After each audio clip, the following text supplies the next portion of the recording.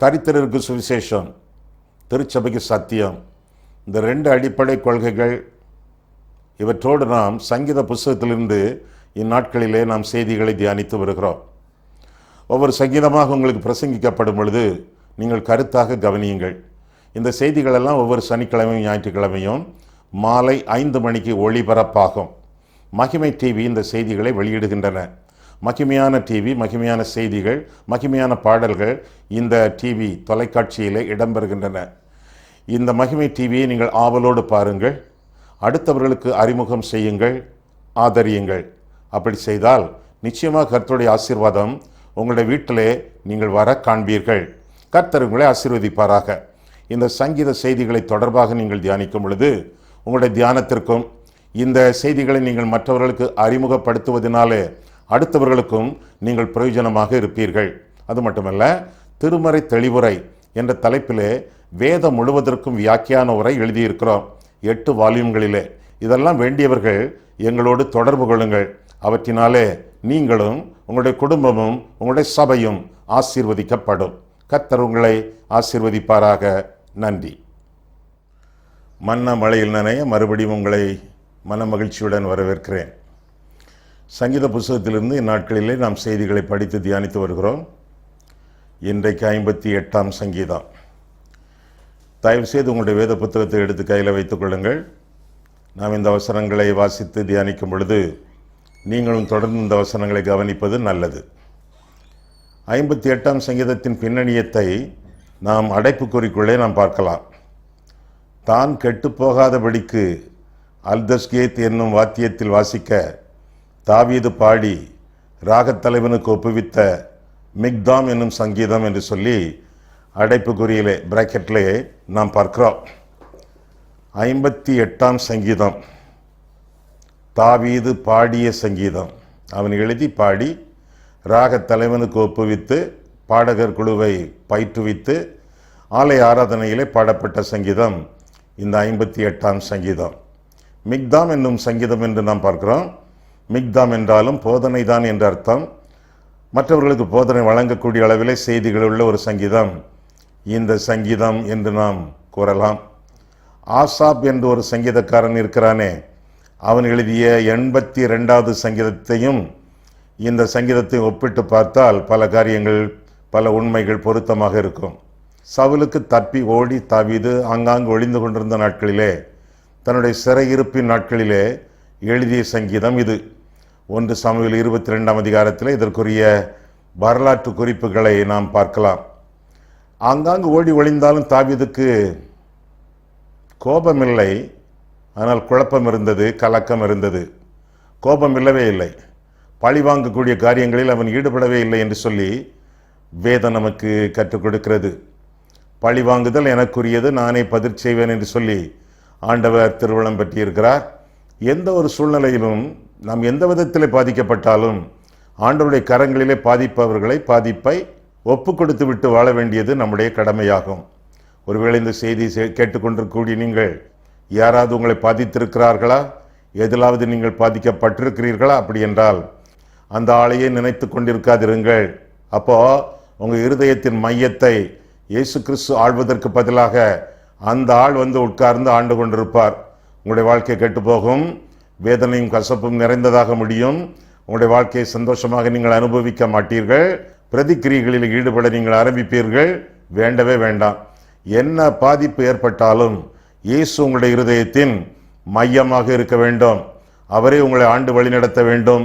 எல்லா காரியங்களையும் ஆண்டவர் கையில் ஒப்பு கொடுத்து விட்டு நீங்கள் வாழுங்கள். அதைத்தான் எஸ்தர் புஸ்தகத்திலே நாம் பார்க்கிறோம். ஆமான் எல்லாரையும் அழிக்க ஆசைப்பட்டான். யூத வம்சம் அனைத்தையுமே அழிக்க ஆசைப்பட்டான். பிரதிக்கிரியைகளில் ஈடுபட்டார்களா? மொர்தெக்காய், எஸ்தர், இன்னும் யூத ஜனங்கள் இல்லை. எல்லாரும் ஜெபம் பண்ணினார்கள். காரியங்களை கர்த்தருடைய கரங்களிலே ஒப்பு கொடுத்து காத்திருந்தார்கள். கர்த்தர் வெற்றியை கொடுத்தார் என்று சொல்லி நாம் வேதத்திலே நாம் வாசிக்கிறோம். அதுபோல தாவீதினுடைய வாழ்க்கையிலே பார்க்கும் பொழுது முதலாவதாக ஏராளமான நியாயக்கேடுகள். முதல் 5 வசனங்களை நாம் பார்க்கும் பொழுது 58ஆம் சங்கீதம் முதல் 5 வசனங்கள், மௌனமாய் இருக்கிறவர்களே நீங்கள் மெய்யாய் நீதியை பேசுவீர்களோ, மனுபுத்திரரே நியாயமாய் தீர்ப்பு செய்வீர்களோ, மனதார நியாயக்கேடு செய்கிறீர்கள். பூமியிலே உங்கள் கைகளின் கொடுமையை நிறுத்து கொடுக்கிறீர்கள். துன்மார்க்கர் கற்பத்தில் உற்பவித்தது முதல் பேதலிக்கிறார்கள். தாயின் வயிற்றிலிருந்து பிறந்தது முதல் பொய் சொல்லி வழி தப்பி போகிறார்கள்.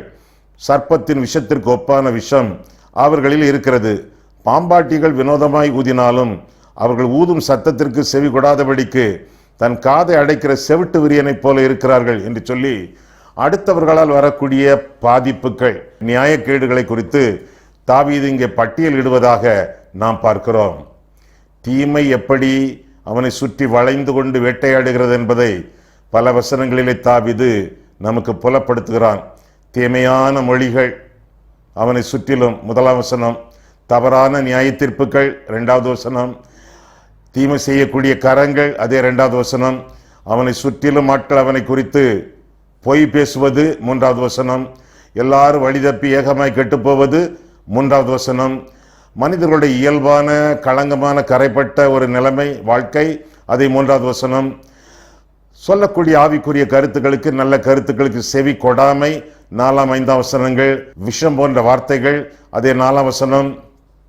மனம் திரும்புவதற்கு இஷ்டப்படாமை, இருதயத்தை கடினப்படுத்தி கொண்டே வாழக்கூடிய ஒரு வாழ்க்கை, இதெல்லாம் அவனை சூழ்ந்திருந்தன. நியாயக்கேடுகள் அவனை சுற்றி இருந்தன என்று சொல்லி நாம் வேதத்தில் வாசிக்கிறோம்.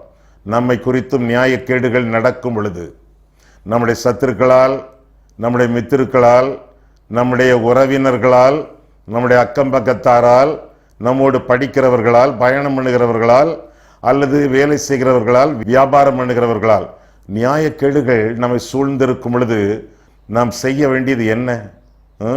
ஒன்றுமே செய்யக்கூடாது. சொல்ல வேண்டியது இருக்கிறது, செய்ய வேண்டியது இல்லை.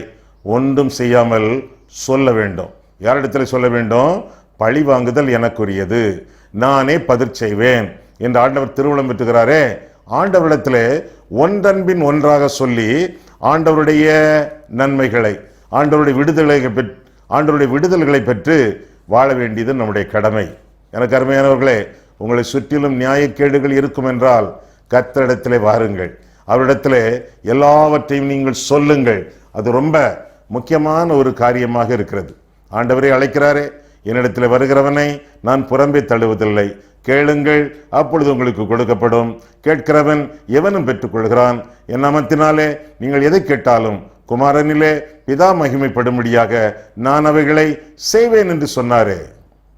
வருத்தப்பட்டும் பாரம் சுமக்கிறவர்களே, நீங்கள் எல்லோரும் என்னிடத்திலே வாருங்கள், நான் உங்களுக்கு இளைப்பாறுதல் தருவேன் என்று சொல்லி ஆண்டவர் சொல்லி இருக்கிறார்.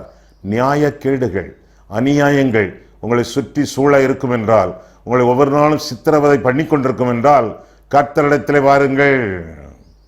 லூக்கா 18ஆம் அதிகாரத்தில் ஒரு நியாயாதிபதியை குறித்து பார்க்கிறோம்.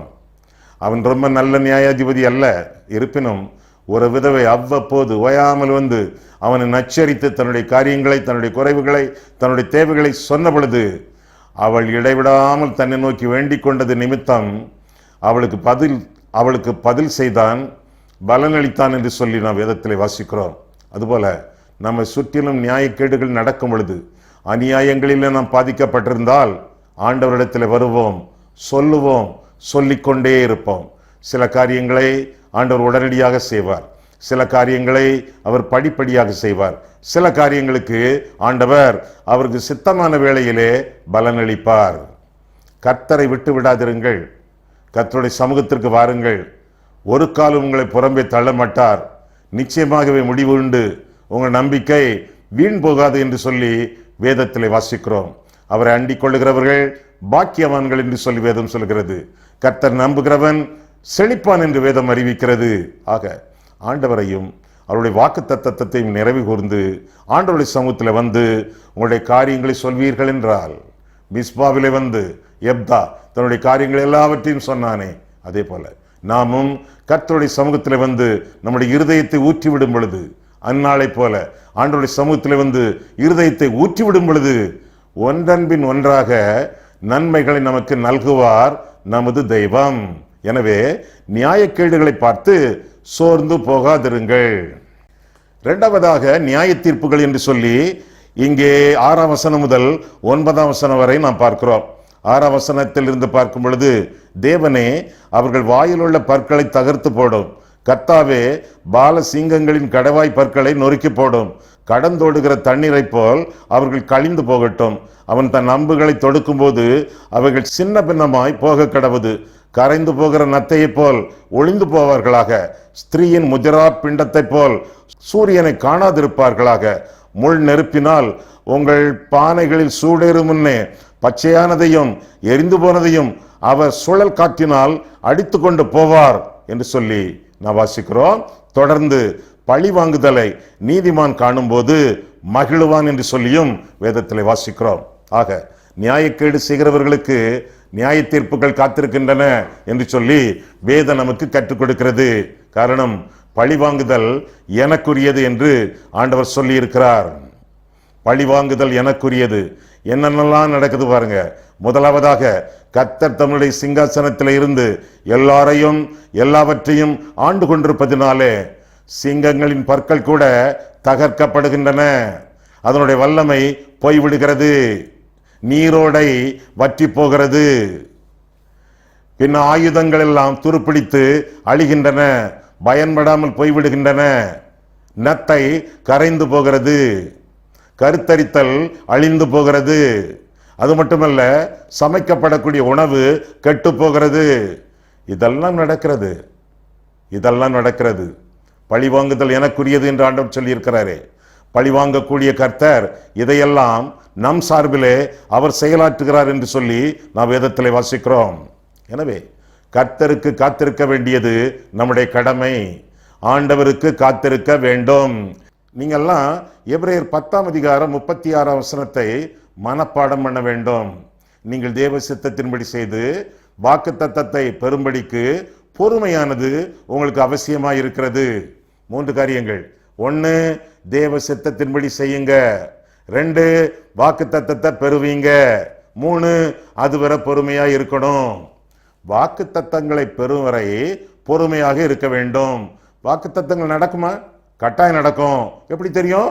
தேவனுடைய வாக்குத்தத்தங்கள் எல்லாம் இயேசு கிறிஸ்துவுக்குள் ஆம் என்றும் அவருக்குள் ஆமென் என்றும் இருக்கிறது என்று சொல்லி 2 கொரிந்தியர் 1:20 நாம் பார்க்கிறோமே. வாக்குத்தத்தங்கள் நிறைவேறும். நிறைவேறாமல் நீடித்துக் கொண்டிருக்கிறது என்றால் உங்களுடைய வாழ்க்கையை ஆண்டவருக்கு இன்னும் தத்தம் செய்யவில்லை என்பது பொருளாகும். உங்களுக்கு தேவை தேவனுடைய வாக்கு தத்தம். தேவனுக்கு தேவை உங்கள் வாழ்க்கையின் தத்தம். ஆண்டவருக்கு உங்களுடைய வாழ்க்கையை தத்தம் செய்யும் பொழுது, அர்ப்பணம் செய்யும் பொழுது, ஒப்பு கொடுக்கும் பொழுது வாக்கு தத்தங்கள் எல்லாம் ஒவ்வொன்றாக நிறைவேறும். நீங்கள் தேவனுடைய சித்தத்தை செய்யுங்கள். வாக்கு தத்தங்கள் நிறைவேறும் வரை பொறுமை உங்களுக்கு அவசியம். அந்த பொறுமையான வேளைகளிலே சோம்பேறித்தனமாக இருந்துவிடக்கூடாது. கர்த்தர் பார்த்துக் கொள்வார், எனக்காக யாவையும் செய்து முடிப்பார் என்று சொல்லி அவனவரே பார்த்து கொண்டிருந்து சோம்பேறித்தனமாக ஜீவிப்பது தப்பு. முதலாவதாக என்ன வருகிறது? நீங்கள் தேவனுடைய சித்தத்தின்படி செய்து ஆண்டவருடைய சித்தத்தை ஆங்காங்கு நீங்கள் செய்ய வேண்டும். வாக்கு தத்தம் நிறைவேறும். பொறுமையாக காத்திருக்கிறீர்கள். இதற்கிடையிலே கர்த்தருடைய சித்தத்தை செய்து கொண்டே இருக்க வேண்டும். ஆண்டவர் சொல்லுவார், இந்த ஆளுக்கு உதவி செய், இவருக்கு நன்மை செய், இந்த ஆஸ்பத்திரியில் போய் அந்த நோயாளிகளுக்கெல்லாம் ஜெபம் பண்ணு, இந்த ஆளுக்கு நீ திருப்பி கொடுக்க வேண்டிய கடனை திருப்பி கொடு, இந்த ஆளை போய் நீ மன்னி, இவருக்கு மன்னிப்பு வழங்கு, இந்த ஆளை ஆத்தும ஆதாயம் பண்ணு. ஆண்டவர் சொல்லிக்கொண்டே இருப்பார். உங்களுக்கு இந்த வாக்குத்தத்தம் கொடுத்தார். உங்களுடைய பிரச்சனைகள் தீர வேண்டும், பொறுமையாக இருக்க வேண்டும். பொறுமையாக இருப்பது சோம்பேறித்தனம் அல்ல. அந்த பொறுமையாக இருக்கக்கூடிய சூழ்நிலையிலே தேவனுடைய சித்தம் எதையெல்லாம் நீங்கள் செய்ய வேண்டும் என்று ஆண்டவர் உங்களுக்கு கற்பிக்கிறாரோ அதையெல்லாம் நீங்கள் செய்து வாழ வேண்டியது உங்களுடைய கடமை. நீங்கள் கர்த்தருக்காக போகும் பொழுது கர்த்தர் உங்களுக்காக போவார் என்று சொல்லி வேதம் உங்களுக்கு கற்றுக் கொடுக்கிறது. எனவே பழிவாங்குதல் எனக்குரியது, நானே பதில் செய்வேன் என்று ஆண்டவர் சொன்னாரே. பழிவாங்குதலுக்காக பகைவர்களை, நியாயக்கேடு செய்கிறவர்களை ஆண்டவருடைய நியாய தீர்ப்புகளுக்கு ஒப்பு கொடுத்து விட்டு கர்த்தரையே பார்த்து நன்மைகளிலே ஈடுபட்டு நாம் வாழ வேண்டியது நம்முடைய கடமை. இந்த பொறுமையான வேளைகளிலே கர்த்தருக்கு நாம் காத்திருக்க வேண்டும். எப்படியெல்லாம் காத்திருக்க வேண்டும்? ஜபத்தோடு காத்திருக்க வேண்டும் என்று சொல்லி 25ஆம் சங்கீதம் 4-5 வசனங்களில நாம் பார்க்கிறோம். ஜபத்தோடு கர்த்தர் பார்த்துக் கொள்வார் என்று சொல்லி கண்களை மூடி அப்படி உட்கார்ந்து விடக்கூடாது. கர்த்தர் பார்த்துக் கொள்வார் என்று சொல்லி டிவியை பார்த்து மணிக்கணக்காக செலவிடக்கூடாது. கர்த்தர் பார்த்துக் கொள்வார் என்று சொல்லி கண்ட கண்ட இடங்களெல்லாம் சுற்றி கர்த்தரை விட்டு தூரம் போகக்கூடாது. ஜபம் செய்ய வேண்டும். ஆண்டவருடைய சமூகத்தில் தரித்திருந்து ஜபத்தோடு காத்திருக்க வேண்டும். இரண்டாவதாக, ஏற்கனவே நான் சொன்னது போல பொறுமையோடு காத்திருக்க வேண்டும்.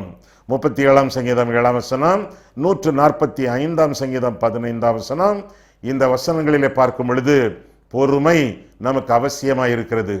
பொறுமையோடு காத்திருக்க வேண்டும். சில காரியங்கள் உடனடியாக நடக்கும், சில காரியங்கள் படிப்படியாகத்தான் நடக்கும். எதற்காக?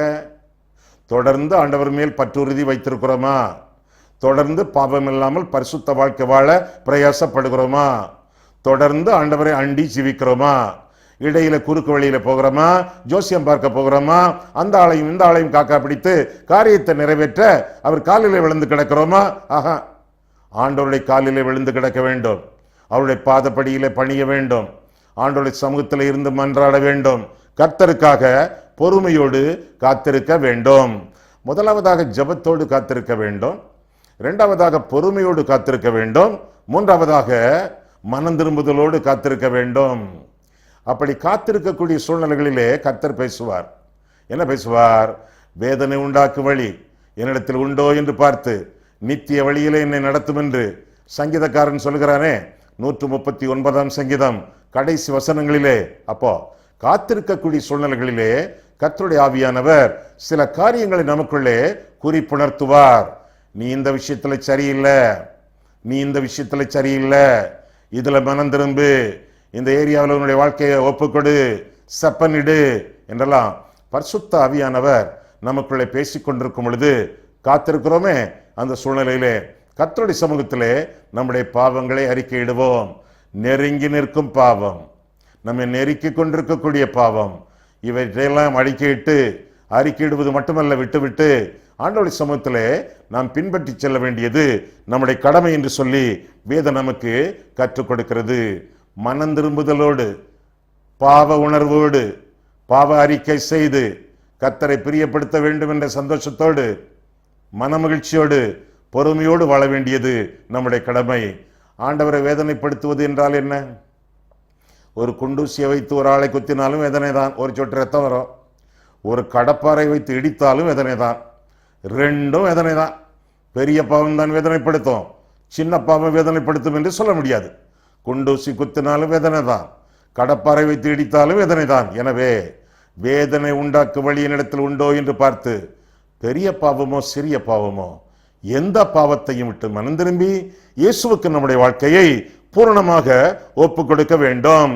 இரண்டாவதாக காத்திருத்தல் என்று சொல்லும் பொழுது முதலாவதாக ஜபத்தோடு காத்திருக்க வேண்டும், இரண்டாவதாக பொறுமையோடு காத்திருக்க வேண்டும், மூன்றாவதாக மனம் திரும்புதலோடு காத்திருக்க வேண்டும், பின்னர் ஒரே மனதோடு, ஒரே நிறைவோடு, ஒரே நோக்கத்தோடு, ஒரே நம்பிக்கையோடு காத்திருக்க வேண்டும். இந்த காரியத்தை எனக்கு செய்து முடிப்பவர் என் தெய்வம். ஆட்களை காக்கா பிடிக்க மாட்டேன், அடுத்தவர்களை நம்பி ஜீவிக்க மாட்டேன். என்னுடைய ஜெப உதவிக்காக, ஐக்கியத்திற்காக, விசுவாசத்தின் வளர்ச்சிக்காக ஒரு சில ஊழியர்களை நாடி நான் ஜீவிப்பேன். ஆனாலும் ஊழியக்காரர்கள் மேல் நம்பிக்கை வைக்க மாட்டேன். ஏனென்றால் நாசியிலே சுவாசமுள்ள மனுஷனை நம்பாதே என்று சொல்லி வேதத்திலே வாசிக்கிறோம். ஊழியர்களுடைய உறவு, ஊழியர்களுடைய ஐக்கியம், ஊழியர்களுடைய ஜெப உதவி நல்லது. ஆனால் நம்பிக்கை, விசுவாசம் ஊழியக்காரர்கள் மேலல்ல, ஆண்டவர் மேலே. என்ன அற்புதங்கள் அடையாளங்கள் செய்தாலும் நம்முடைய நம்பிக்கையும் விசுவாசமும் பற்றுறுதியும் ஆண்டவராகிய தெய்வத்தின் மேலே இருக்க வேண்டும். ஆண்டவர் சொன்னார், தேவனிடத்தில் விசுவாசம் உள்ளவர்களாயிருங்கள், என்னிடத்தில் விசுவாசம் உள்ளவர்களாயிருங்கள் என்று சொன்னார். அதே போல கர்த்தரிடத்தில் மட்டும் பற்றுறுதி கொண்டு விசுவாசத்தோடு வாழ வேண்டியது நம்முடைய கடமை. காத்திருத்தல் என்றால் மீண்டும் என்ன? எதிர்பார்ப்போடு காத்திருக்க வேண்டும். ஆண்டவர் செய்வார். நீங்கள் ஜெபம் பண்ணும் பொழுது எவைகளை கேட்பீர்களோ அவைகளை பெற்றுக்கொள்வோம் என்று விசுவாசியுங்கள், பெற்றுக்கொள்ளத்தக்கதான ஜெபத்தை ஏறிடுங்கள் என்று ஆண்டவர் மார்க் எழுதின சுவிசேஷத்திலே 11ஆம் அதிகாரத்திலே சொல்வதாக நாம் பார்க்கிறோம். ஜெபம் பண்ணும்போது, காத்திருந்து ஜெபம் பண்ணும் பொழுது இந்த காரியம் நடக்கும் என்ற எண்ணத்தோடு நாம் ஜெபிப்பது நல்லது. அதற்காகத்தான் ஆண்டவர் ஆமென் என்ற வார்த்தையை நமக்கு எழுதி தந்திருக்கிறார்.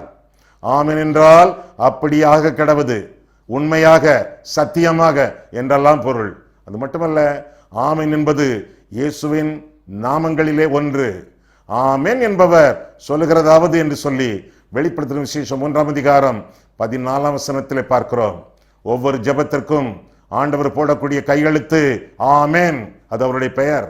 எனவே ஜெபம் பண்ணும் பொழுது, காத்திருக்கும் பொழுது, இது நடக்கும், இந்த காரியம் பலிக்கும், தேவன் உத்தரவு அருளுவார், உதவி செய்வார் என்ற எதிர்பார்ப்போடு காத்திருந்து ஜெபியுங்கள். அது மட்டுமல்ல, சில சமயங்களில் ஜெபிக்கும் பொழுது, காத்திருக்கும் பொழுது அமைதியாக காத்திருங்கள், அங்குமிங்கும் ஓடாதிருங்கள். பரபரப்பு உங்களுக்கு வேண்டாம். விசுவாசிக்கிறவன் பதறான் என்று சொல்லி வேதத்தில் வாசிக்கிறோம். நீங்கள் அமர்ந்திருந்து நானே தேவன் என்று அறிந்து கொள்ளுங்கள், ஜாதிகளுக்குள் உயர்ந்திருப்பேன், பூமியிலே உயர்ந்திருப்பேன் என்று கர்த்தர் கற்றுக் கொடுக்கிறார். எனவே காத்திருந்து ஜெபிக்கும் பொழுது அமைதியாக இருங்கள், அனாவசியமாக கத்தாதிருங்கள், கூச்சல் போடாதிருங்கள். நீங்கள் மெதுவாக சொன்னாலே ஆண்டவருக்கு தெரியும். என் வாயில் சொல் பிறவாததற்கு முன்பே தேவன் அதை அறிந்திருக்கிறார் என்று சொல்லி வேதத்திலே வாசிக்கிறோம். நீங்கள் கூச்சல் போடுவீர்கள் என்றால் கர்த்தர் தூரத்தில் இருக்கிறார் என்பது பொருள். அமைதி, ஆண்டவர் பக்கத்தில் இருக்கிறார். அமர்ந்து அமைதியாயிருந்து ஆண்டவரிடத்தில் ஜெபிக்க வேண்டியது நம்முடைய கடமை. அது மட்டுமல்ல, இடைவிடாமல் ஜெபியுங்கள், இடைவிடாமல் காத்திருந்து ஜெபியுங்கள். மீண்டும் ஒரு தடவை சொல்லட்டுமா? எப்படி காத்திருந்து ஜெபிக்க வேண்டும் என்றால், முதலாவதாக ஜெபத்தோடு காத்திருக்க வேண்டும், இரண்டாவதாக பொறுமையோடு காத்திருக்க வேண்டும், மூன்றாவதாக மனம் திரும்புதலின் உள்ளத்தோடு காத்திருக்க வேண்டும், நான்காவதாக ஒரே நோக்கத்தோடு ஒருத்தர் மேலேயே இயேசுவின் மேலேயே பார்வை வைத்து நாம் ஜெபிக்க வேண்டும். அதற்கு பின்பு எதிர்பார்ப்போடு ஜெபிக்க வேண்டும். அதன் பின்னர் அமைதியாக ஜெபிக்க வேண்டும். இறுதியாக தொடர்ந்து ஜெபிக்க வேண்டும். இடைவிடாமல் ஜெபம் பண்ணுங்கள் என்று ஆண்டவர் நமக்கு அறிவித்தார். இடைவிடாமல் ஜெபிக்க வேண்டியது நம்முடைய கடமை. எதற்காக இடைவிடாமல் ஜெபிக்க வேண்டும்?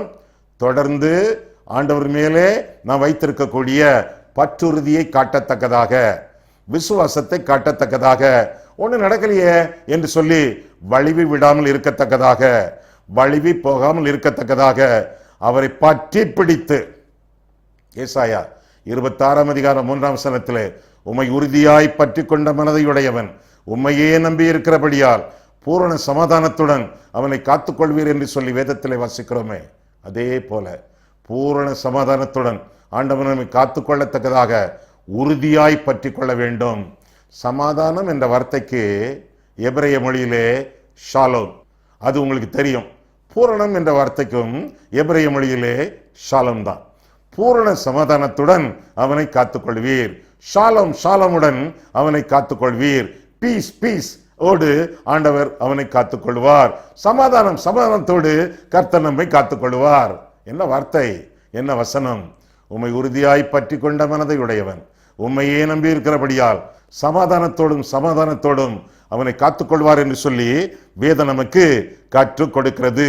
ஆக இந்த சங்கீதத்தின் அடிப்படையிலே நாம் பார்க்கும் பொழுது, கர்த்தர் பழி வாங்குவார். நாம் கர்த்தருடைய சமூகத்திலே காத்திருந்து பதில்களையும் பலன்களையும் பெற்றுக்கொள்ள வேண்டும். முதலாவதாக நியாயக்கேடுகளை பற்றி பார்த்தோம், இரண்டாவதாக நியாய தீர்ப்புகளை பற்றி பார்த்தோம், மூன்றாவதாக நீதிமான்களை பற்றி பார்க்க போகிறோம். நியாயக்கேடு செய்தவர்களை விட்டுவிட்டு இப்பொழுது நீதிமான்கள் என்ன செய்கிறார்கள்? 10ஆம் 11ஆம் வசனங்களிலே நாம் பார்க்கும் பொழுது, பழிவாங்குதலை நீதிமான் காணும் போது மகிழ்வான், அவன் தன் பாதங்களை துன்மார்க்கனுடைய இரத்தத்திலே கழுவுவான். அப்பொழுது மெய்யாய் நீதிமானுக்கு பலன் உண்டென்றும் மெய்யாய் பூமியிலே நியாயம் செய்கிற தேவன் உண்டென்றும் மனுஷன் சொல்லுவான். பழிவாங்குதலை நீதிமான் காண்பான். கர்த்தர் சத்துருவனிடத்திலே பழிவாங்கும் பொழுது இவனுடைய கண்கள் காணும். உன் கண்களால் மாத்திரம் அதை பார்த்து துன்மார்க்கருக்கு வரும் பலனை காண்பாய் என்று சொல்லி 91ஆம் சங்கீதத்திலே நான் வாசிக்கிறோமே. அப்பேற்பட்ட அளவிலே நம் சார்பிலே நமக்காக கர்த்தர் யுத்தம் பண்ணுவதை நாம் காண்போம். எனவே எல்லா காரியங்களையும் ஆண்டவருடைய சமூகத்திலே ஒப்பு கொடுத்து விடுவோம். யுத்தம் கர்த்தருடையது, நீங்கள் சும்மா இருப்பீர்கள் என்று சொல்லி வேதத்தில் வாசிக்கிறோமே. அதே போல நம்முடைய காரியங்கள் எல்லாவற்றையும் கர்த்தருடைய கரங்களில் ஒப்பு கொடுத்து விட்டு, அவர் பழி வாங்கும் கர்த்தர், எனக்கு பலனளிக்கும் தெய்வம், என்னுடைய சாட்சியை நான் பகிர்ந்து கொள்வேன் என்று சொல்லி பழி வாங்கும் கர்த்தரை துதித்து, பலன் தரும் தேவனை ஸ்தோத்தரித்து, இந்த செய்திகளை எல்லாம், ஆண்டவர் தந்த இந்த நன்மைகளை எல்லாம், இந்த சாட்சிகளை எல்லாம் மற்றவர்களுக்கு பகிர்ந்து கொண்டு வாழ்வது நம்முடைய கடமை என்று சொல்லித்தான் 58ஆம் சங்கீதம் நமக்கு கருத்துரைக்கிறது. கண்களை மூடுவோம், கர்த்தரை பார்ப்போம். அன்புள்ள ஆண்டவரே, உம்முடைய வசனங்களை ஆராயவும், எங்கள் வாழ்க்கையை ஆராயவும் உம்முடைய சந்நிதியிலே எங்களை வரவழைத்தீர். அதற்காக நன்றி செலுத்துகிறோம் சுவாமி. நாங்கள் வாசித்த தியானித்த சங்கீதத்திலும் நியாயக்கேடுகளின் மத்தியிலே நாங்கள் வாழ்ந்தாலும், நியாயக்கேடுகள் எங்களை சூழ்ந்து கொண்டிருந்தாலும், நீர் நியாயந்திருக்கிறவர், எனவே பழிவாங்குதல் உமக்குரியது என்று சொல்லி எல்லா காரியங்களும் உடைய கரங்களிலே நாங்கள் கையளித்து கர்த்தருடைய சமூகத்தில் காத்திருந்து விடைகளை, விடுதலைகளை, விமோசனங்களை நாங்கள் கண்டுகொண்டு வாழத்தக்கதாக அருள் செய்யும். எங்களை ஆசீர்வதியும். இந்த செய்திகளை எல்லாம் சங்கீதக்காரனை போல மற்றவர்களிடத்திலும் சாட்சி பகிர்ந்து வாழ எங்களை நீர் ஆசீர்வதியும். இயேசு கிறிஸ்துவின் நாமத்தில் ஜெபிக்கிறோம் பிதாவே, ஆமென்.